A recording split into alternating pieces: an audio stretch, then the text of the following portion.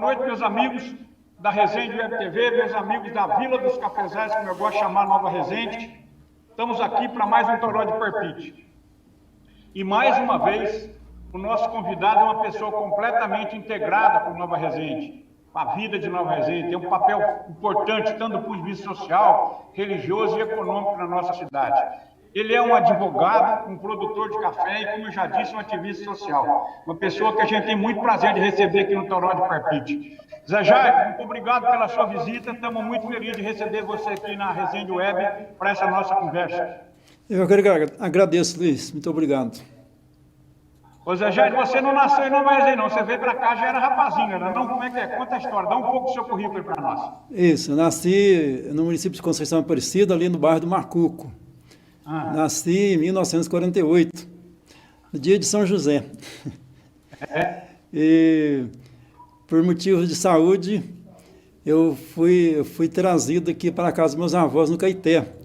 O Alcindo Bueno e a dona Chiquita, né, meus avós. Muito bem, lembro muito bem. E fui criado aí até os 7 anos, quando voltei para o Macuco, por motivo de escola, né?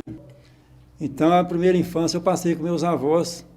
Foram anos muito interessantes, importantes e saudosos para mim. E depois fiquei um período lá, até os 14 anos, 15, que saí e fui para o Gospé, fui para o seminário. Fiquei 5 anos no seminário. E, inclusive, fui colega contemporâneo lá do Zé Maria, do Maurício, do Geraldo Vitor. Isso, os três fomos contemporâneos lá, que eles foram levados lá por influência do Padre Galvão, né, que era pároco aqui. Então, depois disso, 68, por decisão lá do seminário, foi fechado o seminário, né? E eu acho que a igreja vivia uma crise com o fim consequência aí do Conselho Vaticano II, né? E aí fechou o seminário, dividiu em comunidade, aí eu saí. E fui para Viçosa, fiz lá o 2º grau, terminei lá no Colégio Universidade da Universidade de Viçosa. Lá eu fiz agronomia também. Sim. Depois, perambulei um pouquinho e vim para Nova Resende. E 10 anos depois é que eu fiz Direito, em Varginha. Foi o Oswaldinho, aqui de Nova Resende, nós dois, mais o Garrincha lá de Juruáia, e o Paulo Afonso, lá de Muzambinho, que é meu tio, né? Nós compramos um corcelzinho, e esse corcel era o nosso meio de transporte era 4 anos naquela vez. Zé Custódio não é contemporâneo de vocês, não? Zé Custódio já tinha formado. Zé Custódio é o Nelsinho, o Moisés e o Rosen, os três, eu acho que a Adélia Miranda, esse pessoal formaram junto. Mas tinha que ir em Varginha, né? Então era uma jornada bastante longa. As estradas muito ruins, o asfalto muito ruim, muito buraco. Mas graças a Deus foi 4 anos sem acidente. Agradeço a Deus por isso. Bom, depois, vindo para Nova Resende, em 66, que a minha família mudou definitivamente para cá. Foi quando a Giselda formou, né? E começou a solucionar aqui também. E de 66 para cá, a nossa residência é aqui em Nova Resende. E em 79 que eu vim para cá como profissional e decidi trabalhar com topografia, medição e divisão de terra.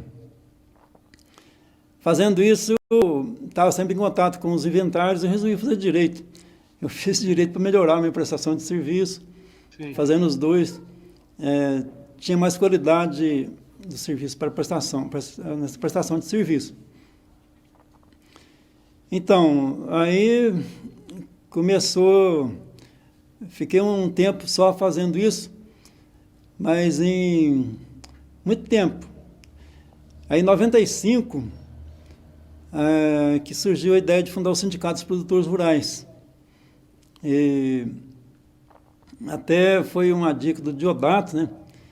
Que ele falou assim que o município tinha sindicato constituído, recebia 50% da verba do INCRA. Então foi mais ou menos isso aí que inspirou a criação do sindicato, dos produtores. Mas, na verdade, não era bem assim, não. Era até 96, os impostos do produtor rural era concentrado num documentozinho que chamava INCRA. E que, na verdade, vinha o ITR, o Imposto Territorial Rural, vinha uma taxazinha do INCRA, e a maior parte era a contribuição sindical, era embutido nesse, e o governo cobrava. Então, depois, com a reforma do ITR, o governo parou de cobrar. Ele cobrava e repassava, muito mal repassado. A inflação era muito alta, né? Recolhia no começo do ano, passava no final do ano para o sindicato, já bastante defasado. Aí, com a reforma lá do ITR, a partir de 97, coube a contribuição sindical dividiu. Sindicação separada, e até hoje é a contribuição sindical, uma via de cobrança, ITR outra, e o INCRA é outra. O INCRA é uma taxa muito pequenininha, aí por volta de R$4, 5, R$10 no máximo, dentro da normalidade, dentro do, se você renovar no ano certo, no exercício certo. E a contribuição sindical ajudava bastante, porque era dividido assim, bruto, né? 60% vinha para o município, voltava para o município, é aquilo que o Diodato achava que era metade, né? 60% para o município, 15% para a federação, no caso de Minas Gerais, a FAENG, e 5% para a CNA, em Brasília. E assim fechava. E Confederação Nacional, para a Confederação Nacional da Agricultura. Isso. E 20% para o FAT. 20%. Fundo de amparo ao trabalhador. Ministério da Agricultura, Ministério do Trabalho. E assim fechava. FAT é Fundo de Amparo ao Trabalhador. Isso. Então, e assim fechava esse valor que era obrigatório. Sim. Aí, com a reforma trabalhista em 2017, bom, ajudou muito, sem dúvida. Mas eu tive a infelicidade de ser o representante aqui, dos produtores, nessa época que o governo parou de cobrar. Então, vinha para os produtores o boleto da contribuição, e eles consultavam advogado, muitos advogados aconselhavam não pagar, que não era obrigatório, e era uma exploração, tal. Então, aí foi preciso de execução judicial dessa contribuição. Sim. E, na verdade, era obrigatório. Como tinha a contribuição sindical em todos os segmentos, né? Tanto na agricultura, como no Ministério do Comércio, no trabalho, tudo. Medicina, tudo tinha que ter contribuição sindical. Era lei, né? Era lei. Até 1917, quando com o termo, com a reforma do termo, foi suprimido isso aí. Hoje não é obrigatório mais. Mas, bem utilizado, era muito bem-vindo essas verbas, como a FAENG utilizava. Por exemplo, hoje já foi até decretado em Minas Gerais isento da febre aftosa, mas quando tinha problema de fitose que afetava o comércio internacional, a FAENG estava lá de mala pronta para ir para a França, para ir para negociar. Então, negociar os interesses do produtor, da pecuária mineira. Como o presidente da FAENG falou, o Roberto Simões, um dia, e na França passear é uma coisa, e trabalhar é outra muito diferente. Né? E o produtor, dentro da sua porteira, não sabia nada disso. E ia na conversa, aquela exploração, e era difícil. Aí eu fui taxado como um explorador do produtor, porque tinha que executar. E quem ia lá, eu falava que era para fazer acordo, outros resistiam. No final foi parar até no Supremo, né? As decisões foram... E todos perderam, e essa contribuição foi revelada obrigatória. Mas hoje, não estou no sindicato mais, mas cabe a cada sindicato convencer os seus sindicalizados a fazer essa contribuição. Uhum. E a FAENG dá assistência muito boa. Hoje, quem precisa de assistência da FAENG, você liga lá, eles perguntam se contribui. Se não contribui, eles não prestam esse serviço. Não. Acho muito justo também, né? Tá certo. Ô Zé Jair, você formou em agronomia lá em Viçosa? Formei em 76, fiz agronomia lá. Que ela é uma das melhores escolas de agronomia do Brasil, né? Tá entre as três, né? Lavras e a Universidade do Rio, né? Universidade Nacional. Sim. As três eram as mais famosas naquela época. Sim. E aí depois pode falar. Depois começaram a multiplicar as faculdades, as particulares. Então, como todos os cursos hoje tem cursos espalhados para o Brasil inteiro.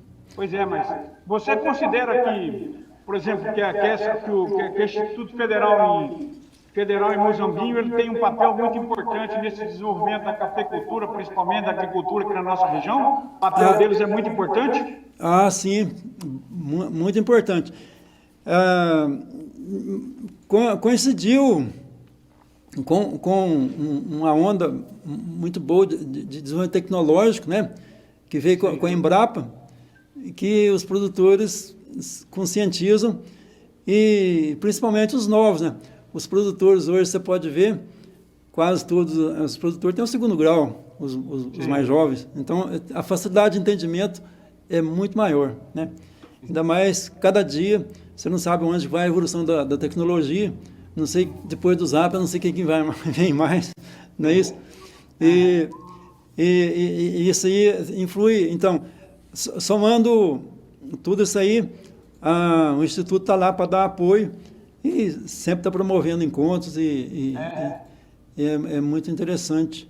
E também trazendo mais qualificação para a região, né? Quantas pessoas aqui, sem curso nenhum, estão estudando, morando em casa, estudando e sendo qualificados. Então, está sendo muito, sem dúvida, ele desenvolve um papel importante.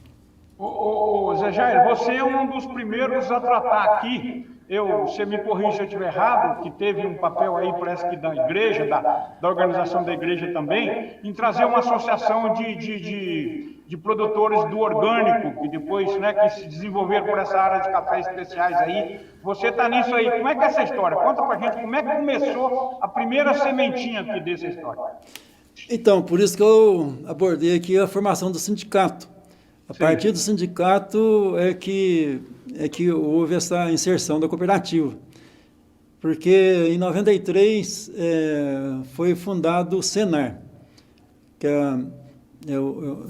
trabalha... Nacional de Aprendizado, né? Isso. Que a filosofia do Senar é aprender, fazer, fazendo. Então, são cursos rápidos, né, de máximo aí 5 dias, que o produtor aprende e faz. Então, ele vai aprender a pulverizar. Então, ele desmonta o pulverizador e monta. Então, dando as peças é a função de cada um, em todos os segmentos. Isso aí, então, fizemos aí convênio com o Senar.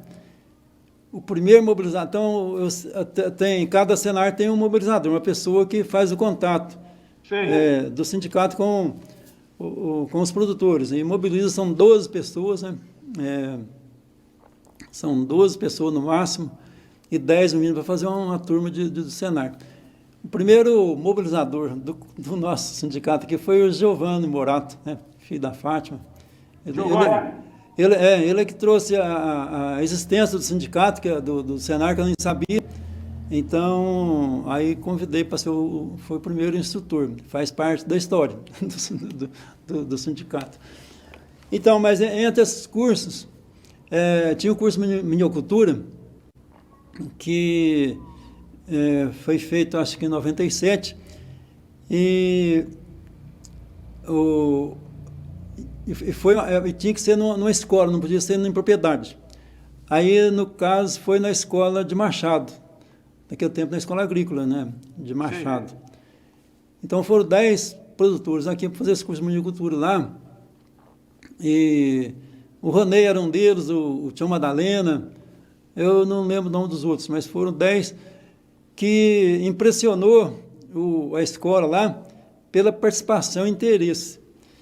E lá na escola tinha o professor Eugênio, acho que está em Moçambique hoje. Ele era de um movimento, representante de um movimento chamado Geracop. Eu até trouxe a camiseta aqui. Deixa eu ver. Essa aqui. Deixa eu ver. Mostra aí para nós. Geracop. Xeracop. 1998. Isso é uma peça histórica. Você botar isso no quadro. Isso, sem dúvida. Eu guardo com muito cuidado. Você botar num quadro isso aí. Tá aí. Você pode ver. Você sabe o cooperativismo é representado por 2 pinheiros. Sei. Então, essa aqui é uma nova maneira de ser cooperativa. Os 2 pinheiros eclodindo de um ovo. O primeiro pinheiro representa os cooperados, né? Ah, E o segundo, a função social da cooperativa, tá certo? Sim. Os 2 pinheiros. Então, a nova maneira de ser cooperativa, então, desse Geracop. Foi um programa instituído pelo governo Azeredo, sei. em que era para fazer 20 núcleos no estado, e cada núcleo ia trabalhar na região,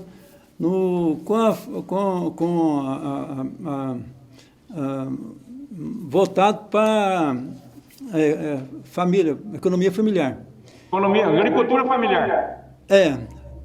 Aí o Eugênio então me convidou o sindicato para ser um representante de um núcleo desses 20, dessa região que eu representava. Não, são 20 grupos em Minas Gerais e Machado era um, e ele fazia um movimento na região. Então, Nova Resende foi... Subgrupos. Isso, foi convidado para ser um desses subgrupos. E até quem foi indicado para representar o sindicato nesse grupo lá, que tinha muitas reuniões, aí foi o Ronei que foi o primeiro que participava das reuniões lá. Então, no curso de minicultura. Aí, então, a ideia do Geracop tinha que ter uma metodologia. Primeiro era uma palestra, te dar uma palestra para os produtores. Aí, conversando com o Ronei, eu falei assim, vamos fazer o seguinte, naquele tempo tinha muitas associações aqui, hoje nem sei como é que está, mas para receber verba da Secretaria de Ação Social, tinha que ser uma associação e estar registrado lá na secretaria, e então tinha mais de 20 associações aqui. Aí nós convidamos os presidentes das associações para fazer parte desse núcleo aqui.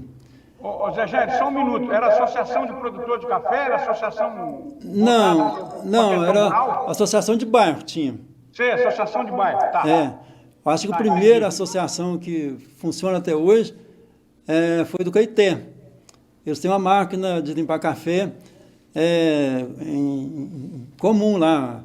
Hoje quase todos têm máquina na sua propriedade, mas naquele tempo não tinha, e eu acho que a primeira associação que realmente trouxe resultado foi a do Caeté.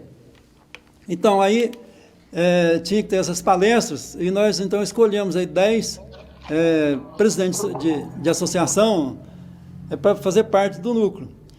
E veio um jovem professor da UFMG fazer a palestra aqui. O nome dele é João... Deixa eu ver, esqueci. Não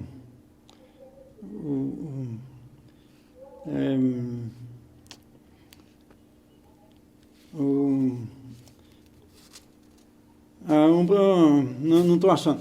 Mas, Pois nós achamos. Ai? Pois nós achamos, então com pressa. Pois nós achamos, tá certo. Tá bom. Ele veio fazer uma palestra sobre a dinâmica de grupo. Teve umas dinâmicas muito interessantes lá.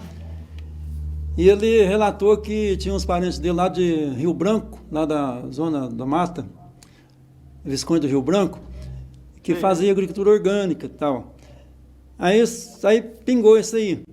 E a sementinha da agricultura orgânica, então, foi com o movimento que o padre Zé Luiz trouxe aqui, um padre chamado Padre Justino, que trabalhava com era voltado para a política de agricultura sustentável e medicina também alternativa.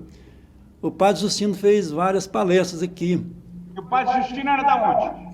Não sei te falar, eu sei da história dele, eu mesmo não sei, não conheci, mas era relatado, principalmente. Aí tinha o padre Zé Luiz que trouxe, e a irmã Júlia, naquele tempo tinha as irmãs aqui, a irmã Júlia era uma pessoa que foi histórica aqui também, há muitos anos aqui. Foi muito ativa, né? Não entendi. Ela tinha muita atividade, muita ela atividade. Era muito ativa na igreja, ela tinha um papel importantíssimo, né? Muito alegre, muito comunicativa, Irmã Júlia. Isso. Então, aí fizeram várias palestras ali onde o salão paroquial, onde a dona Sebastiana hoje, mas naquele tempo era bem rústico, né? Bastante simples. E reunia ali Ô Zé Jair, eu joguei muita bola naquele campinho lá antes de ser barracão, não sei se você lembra, nós jogava bola naquele campinho lá na tempo do Padre Galvão, o dia inteiro nós jogava bola ali. Ah, é verdade, tinha um pátio lá, né? Nós jogávamos um gramadinho lá, nós pregávamos o pé na bola lá o dia inteiro. O Padre Galvão incentivava esse tipo de atividade, né? O Padre Galvão foi muito meu amigo a vida inteira, convivi com ele muitas vezes, visitei ele na Itália, estive com ele lá na Itália. Eu não sabia que ele morou na Itália, não. Morou lá na Itália, morou lá no Colégio Brasiliano do Vaticano, morou lá. Onde o Padre Zé Luiz morou, o tio do meu amigo morou, no mesmo colégio que o brasiliano que tinha lá, para receber brasileiros do Vaticano. Então, Nova Resende tem bastante gente... Tem histórias. Na história, né? Então, aí tinha esse Padre Justino falava também da medicina alternativa. Então veio os chás, né? Planta medicinal e tal. Aí, a partir daí, resolveu então partir para a agricultura orgânica. Então, a semente está aí, a semente da cooperativa. Bom, aí tinha que formar uma associação. E aí aí fomos ver, tinha para dizer que o café é orgânico, tinha que ter o selo de uma certificadora. Sim. Aí formamos uma associação, chamava Agronor, Associação da Agricultura Orgânica de Nova Resende, e contactamos a Agricultura Orgânica de São Paulo.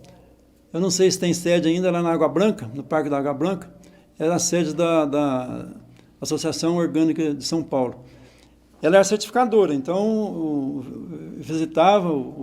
os membros visitavam as propriedades e dava as coordenadas, como que tinha que ser para transformar a agricultura convencional em orgânica. Mas aí foi evoluindo e foi achando necessária a formação, transformar a associação em cooperativa. Aí sim, aí vamos transformar em cooperativa e tinha aí uns 60 participantes, tal, animados, e formando na cooperativa. Isso aí acho que foi 2001.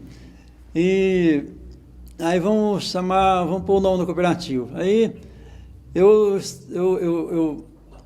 sugeri o nome, até foi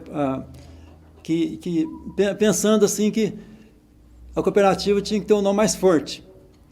Então, latim, não sei se é assim ainda, na Europa, pelo menos eu estudei na gramática do Napoleão Mendes de Almeida, e ele falava que na Alemanha é obrigatório latim. Quando aqui foi dispensado, né, em Reforma de 64, foi dispensado o latim. E ele falava assim que latim é muito importante, mais importante que matemática no raciocínio, né, porque pelo final da palavra você descobre a função sintática, né, da palavra na frase. Então, isso aí requer muito raciocínio. Então, bom, pensando nisso, eu pensei, então, vou fazer um nome latino, às vezes vai ser mais impactante na Europa, que era o objetivo de comercializar café lá. Eu fiz o clássico. Ah, sim, então você também tem um bom conhecimento, né? Então, aí cooperativa da vida, vamos pôr Coopervite, que pega bem no exterior. Pensa, pô, sou assim, dessa gestão e foi aceito, e aí veio o nome, Coopervite. E o pessoal fala Coopervitae, mas aí a pronúncia certa é Coopervite, né? É. Tem até, ilustra assim que em 68, o Papa Paulo VI publicou uma encíclica sobre a cultura da natalidade, chamava Humanae Vitae, a encíclica, Humanae Vitae, e escreve Humanae Vitae, ninguém fala Humanae Vitae. Então, a pronúncia certa é Cooper Vitae. Isso, é. Então, aí formou a cooperativa e fomos para a certificação. É muito complicado. E nesse período, acho que já 2005, o Claudinho Rodrigues, é filho do Moisés Rodrigues do Sampaio, viu no MGTV uma reportagem, vinha o cônsul da Holanda, aqui em Varginha, acho que na unidade da Nestlé que tem lá, eles vinham tratar do mercado justo, do café, do fair trade, né? Sim. E aí ele viu e comunicou o pessoal e foi lá em Varginha. E tinha uma mulher que foi contratada pela cooperativa, Aparecida. Eles foram lá e trouxeram a ideia, então, do fair trade para a cooperativa. Então, aí foi correr atrás de fair trade, como é que certifica e tal. Aí, o fair trade, eu não sei se tem na história assim, mas o que eu ouvi falar, ele começou com os padres do Espírito Santo, numa época bem remota, que ele conhecendo a opulência, lá da Itália, né, da Europa, e a pobreza dos produtores do Espírito Santo, resolveu fazer essa ponte, vendendo café para torrefadores lá da Europa, num preço melhor, para aqueles produtores em condições precárias aqui no Brasil, especialmente no Espírito Santo, onde começou. Então, foi uma coisa de confiança pessoal, né? Você, quando quer comprar um queijo, você, de onde é esse queijo? É de fulano. Então esse eu compro. Não sei de onde é, então eu não compro não, porque não tem origem, né? Então, a certificação veio aí, de origem. E eu fiquei decepcionado um pouco com certificação, porque envolve dinheiro. Tudo que envolve dinheiro envolve corrupção, é complicado. A certificação é cara. Então, tinha que fazer a certificação orgânica, certificação no Japão, certificação nos Estados Unidos, certificação na Europa, na União Europeia. São 3 certificações, assim, tudo caro. No mercado justo, agora no café orgânico, você tinha que contratar uma certificadora, também tinha que pagar. No caso, foi a BCS, uma certificadora alemã, que foi certificada aqui. Como é que ela chamava? BCS? BCS. B? C de B de bola, C de... B de bola, C de... S de sapo. Isso, BCS, isso. D de dado. Não, é B de bola. A B de bola, C de calo. E S de sapo. S de sapo, BCS. É da Alemanha. Então, esse aí também cursa, mas eles promoviam então o contato dos compradores, dos refadores de lá. E tivemos muitas visitas da Europa aqui. Teve do Japão, teve da Europa, teve da Itália, teve da... Zé Jairo, tem registro disso, fotografia, imagem dessas pessoas, dessas visitas? Alguém tem essa memória? Tem isso, você sabe? Deve, nas datas da Coopervita, deve ter. Agora, fotografia, eu acho que não. Mas nas atas deve ter tudo, porque era tudo registrado isso aí. E essas atas, esse material está todo com a Coopervita hoje ou está com outro? Não. Separou? Não, com a Coopervita, porque aí mudou a direção, mas as origens estão tudo lá. Tá bom. Imagino que esteja. Sim. Então, aí que eu falo da decepção com certificação, é que pagando a certificação estava tudo certo.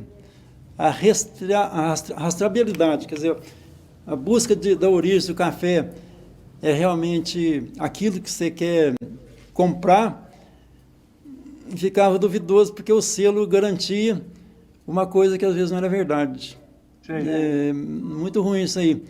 Seria melhor. Aí em 2000, teve uma conferência lá em Machado, chama Café Orgânico e Preço Justo. Uma conferência internacional, onde tinha pessoal do México, tinha do Japão, e tinha como é que fala? Tinha tradução simultânea, então foi uma experiência muito boa. O japonês falando lá e a gente ouvindo ali em português e tal. Foi uma experiência muito boa essa do café orgânico. Foi em 2000? Foi em 2000. Foi na Escola de Machado, promoveram isso lá. Muito importante essa... Tá. Aí, café orgânico e preço justo. Então, o que é preço justo? Eu entendi que preço justo é o seguinte: eu sou produtor, você é o consumidor. Então, eu sei que você tem uma horta de verdura ali, não sei se você tem ainda, vamos dizer assim. Aí eu vou oferecer para você a verdura. Então, quanto que vai ser? Não, então eu vou fazer o preço de custo aqui, né? Vou pôr uma margem de lucro e você não vai perguntar o mercado se tá bom ou se está ruim. Você vai dar sustentabilidade para aquele produtor. Sim. Assim que seria o preço justo. Então, não explorar o comprador, não explorar o produtor, e o produtor também ser recompensado pela sua atividade. Seria o ideal. Aprendemos isso aí, quando você tem um encontro assim, você volta animado, né?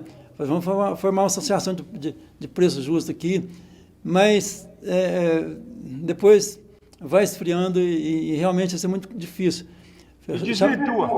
Desvirtua. Chamar 10 produtores, assim, com 10 consumidores com cabeça aberta, fazer isso e tal, seria o ideal, mas infelizmente depois vai o feijão com arroz mesmo e a vida vai continuando. Mas tudo isso, eu acho que é cultura e tendo a semente, um dia pode germinar, e dar certo. Então, aí, eu acho que não sei bem que ano, tivemos a primeira exportação de café. Quem viabilizou a exportação foi o Pedro Verdigrão. Tá? O Pedro conseguiu colocar um container de café orgânico no mercado. Então, foi uma festa, foi bastante comemorado. Acho que Você lembra o ano disso? Você lembra o ano disso, não? Na memória, não. Eu tenho, acho que, até a nota fiscal. Tem a nota fiscal. A nota fiscal é muito importante. Eu perguntar para o Pedro. Tá certo. Tem a nota fiscal dessa comercialização. Você tem a cópia dessa nota fiscal? Eu vou procurar. Eu acho que eu tenho gravado lá. Bom. Isso é um documento importantíssimo. Então, tá bem. E aí, a cooperativa foi crescendo. O presidente era o Geraldinho, lá da Petúnia, e também, como colaborou muito, foi o Claudinho Baquião. Ele era o tesoureiro da cooperativa e o Geraldinho o presidente. E foi uma luta muito grande no início. Claudinho é filho do Cláudio Baquião. Cláudio Baquião. Levava o café, era preparado lá em Varginha. Eles catavam a moto, ia rastreando o café, né? Às vezes com chuva, de moto, daqui em Varginha. Então foi uma luta bastante grande. E foi sendo conhecido, né? Essa certificadora trazia compradores e tal. E depois fez convênio com o Sebrae e tinha um encontro, acho que tem ainda até hoje, lá nos Estados Unidos, anual, que o Sebrae patrocinava a ida dos representantes daqui, lá nesse encontro lá. E nesse encontro, então, fazia muito contato com o comprador. Isso aí era muito interessante. Primeiro foi o Geraldinho. Paralelamente, foi fundada uma associação no Sampaio, e quem foi representando a primeira reunião lá nos Estados Unidos, no Sampaio, foi o Danilo. O Danilo que foi lá, o Danilo ali da Caninana. E trazendo bastante informação. Mas depois, infelizmente, vem uma coisa chamada vaidade, e dinheiro atrapalha muito. Então, em 2011 eu saí da cooperativa, da Coopervita, por insatisfação com o comportamento que estava desvirtuando tudo desse ovo aqui, que eclodiu, tá certo? O ovo que eclodiu, ele não estava dando certo não, tá certo? Aí, essa história da Coopervita que eu sei, que participei e tal. Aí o Pedro também era entusiasmado, o Pedro Verdigão, entusiasmado com o Fair Trade. Ele não teve muito espaço na Coopervita.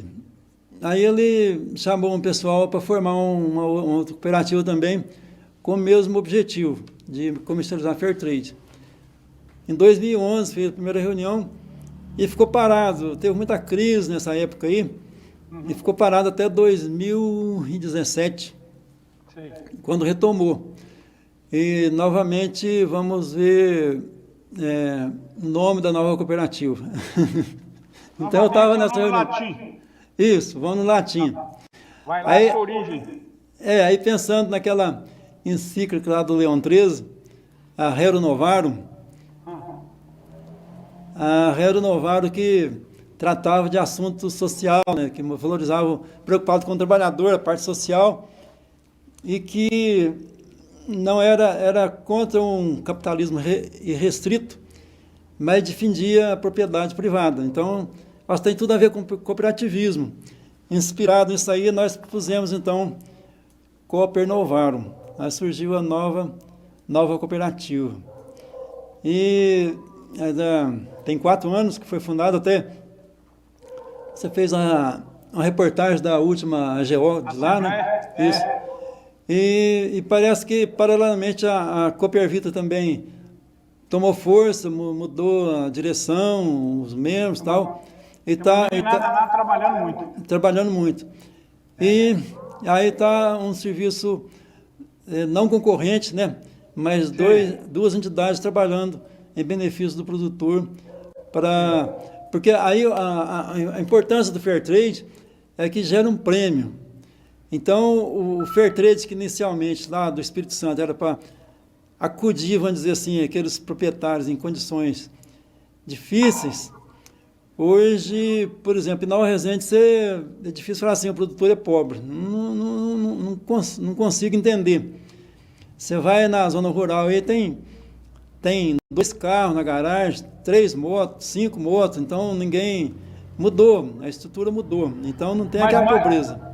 Mudou o padrão de vida também, né? As pessoas moram em casa boa hoje, melhorou muito, né? Também Sem dúvida. Tem esse papel também, a qualidade de vida melhorou muito, né? Acabou a chopaninha de chão, né? Acabou, não existe mais. Acabou a privadinha lá no fundo, lá no meio da horta, correndo de noite na chuva para ir lá, né? Acabou isso, né? Moça de bananeira. Acabou tudo. Então, hoje, aí a Fair Trade, então, a vez de, vamos dizer assim, acudir um pequeno produtor, ele tem uma função social que é o prêmio.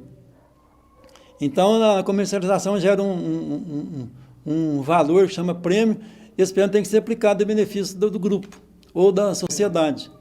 Tem uma prestação de conta, é bastante rigoroso.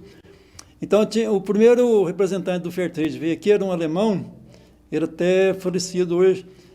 Ele falou assim que o regulamento do Fair Trade do início era uma folha de papel.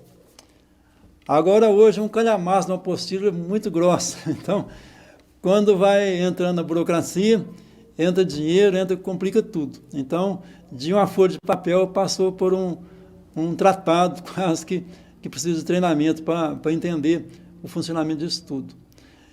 Então, Luiz, mais ou menos o cooperativismo é isso. Eu participo sou associado da Cooper Novarum hoje. Sim. E estamos com bastante esperança de que tudo dê certo. Vamos crescer com a cooperativa, com a Coopervita, aprender com a Coopervita também, que eles fizeram tudo, e o benefício sai para todos.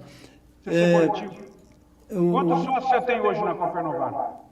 Cooper Novarum deve ter, acho que 36 cooperados. Porque vem uma regra agora que restringe demais a participação do cooperado. Então, vai filtrando. E também eu acho que não pode ser para funcionar mesmo, não pode ser muito cooperado. Para funcionar nesse tipo. Isso, tem que ser pequeno. Tem que ser amigo um do outro. A cooperativa, a Cochupé, tem 15 mil associados, é muito importante, mas o foco dela seria outro já, né? Essas pequenas cooperativas, o foco é principalmente social. Né? Ô Zé Jairo, e você acha que hoje o momento é mais... A gente tem que chegar perto, porque nós já passamos do prazo aqui faz tempo, mas a conversa está tão boa que eu estou continuando aqui. Obrigado. Quero saber o seguinte, está uma delícia essa conversa aqui. Estou aprendendo demais. Eu quero saber o seguinte, vamos fazer hoje, você acha que tem novo vigor? Mudou muito, a demanda hoje é por café de qualidade, é por cafés especiais, quer dizer, o mercado mudou, né? O consumidor está mais exigente. Então, vocês acham que o futuro é muito promissor para esse tipo de cooperativa que nem de vocês, né? Ah, sem dúvida, porque a parte ambiental vale muito, né? Agora, e pequeno... Sustentabilidade é fundamental. Eu lembro, você falou em café de qualidade, o doutor Isaac, quando inaugurou a cooperativa, a loja da cooperativa aqui, que era lá no Zé Padeiro, então era bem pequena, isso aí eu nem lembro o ano, mas faz muitos anos, ele falou assim, cuida da qualidade do café, cuida da qualidade do café. Até lembro que o Dito Rezende, meu sogro, comprou um separador, um lavador de café que separava o verde do maduro para melhorar a qualidade. Aí depois secava aquela café bom e secava o ruim, você vendia o bom e o ruim, no final o preço era o mesmo, se você não fizesse feito nada, né? Então é a semente, né? Ele tinha visão, o doutor Isaac tinha visão, falando, refletindo hoje, né? Que eu nem está aqui mais, mas ele já tinha essa visão. Então muita gente fala assim, café só dá trabalho, não dá lucro e tal. Mas aí hoje, sim, hoje dá resultado, né? E cada vez mais o consumidor é exigente, né? E também o problema da rastreabilidade. Então, o café da Mantiqueiro, o café do Rio Claro, o café... Aí tem que fazer marketing para cada bairro, vamos dizer assim. E essas certificadoras servem para isso, para levar esse produto que o selo Fairtrade é um selo forte que dá confiabilidade lá. Só que se for nessas auditorias que fazem, se descobrir irregularidade ou falsa rastreabilidade, aquela entidade é banida. Então, é banida. Muito rigoroso. É muito rigoroso. Às vezes, alguém pode se querer esperto e no final se dá mal. É verdade. Ô Zé Jair, tem mais alguma coisa que você acha importante falar aqui para a gente? A gente está encerrando aqui, eu agradecer a sua presença aqui, pode ficar à vontade.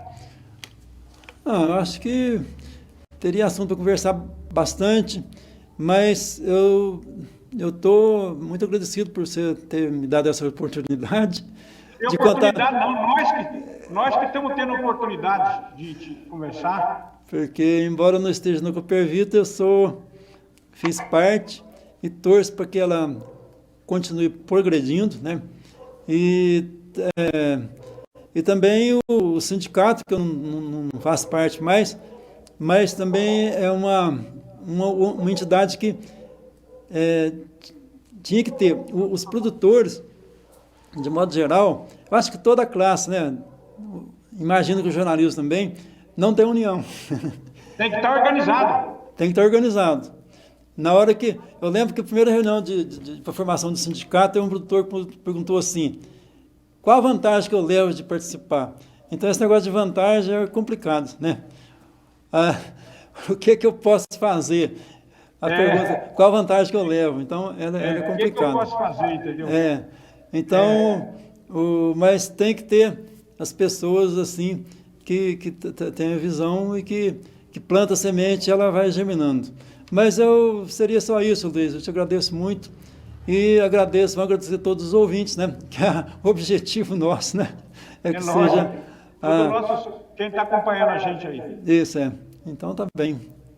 Muito obrigado mesmo. Foi um prazer, aprendi muito aqui. Muito obrigado. Muito obrigado. Meus amigos, estamos encerrando aqui, tivemos essa aula da história.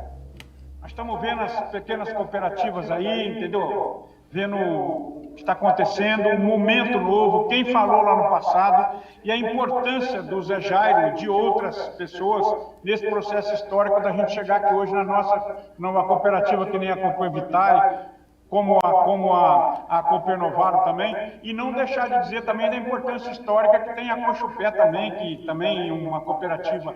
Todo tipo de entidade que organiza as pessoas, que contribui para a evolução, para a melhora de qualidade da vida das pessoas, nós temos que reconhecer e agradecer. Então, muito obrigado pela presença do Zé Jairo, muito obrigado a vocês que acompanharam, até domingo que vem com mais um Toró de Parpite, e como eu sempre digo aqui quando eu encerro aqui na minha Vila dos Cafezais, como eu gosto de chamar a Nova Resende, Vila dos Cafezais, viva a Nova Resende, viva a Nova Resende, viva a Vila, muito obrigado. Grande abraço, Jairo, obrigado.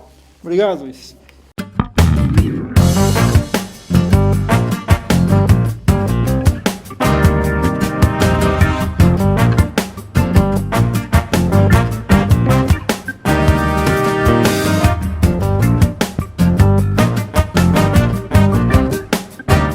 Resende Web TV. Apoio Guerreiro Sucatas, ajudando a população e colaborando com o meio ambiente. Marmoraria Nova Pedra, realizando sonhos. Supermercados Alexandre, 2 lojas sempre perto de você. Auto Posto Vila Petro, nosso combustível te leva mais longe. Mototáxi e Motofrete do Ronan. Nova Noiva, a Loja da Luísa. Loja da Val, moda e acessórios. Centro Automotivo JKE, o mais completo da região. Patrícia Vieira, estética avançada. Agora em novo endereço. Resende Net, internet por fibra ótica. Odontologia especializada, doutora Karina e Dr. Danilo Del Valle. Z, comunicação visual, criando ótimas impressões. Distribuidora do Breno, água, gás e bebidas.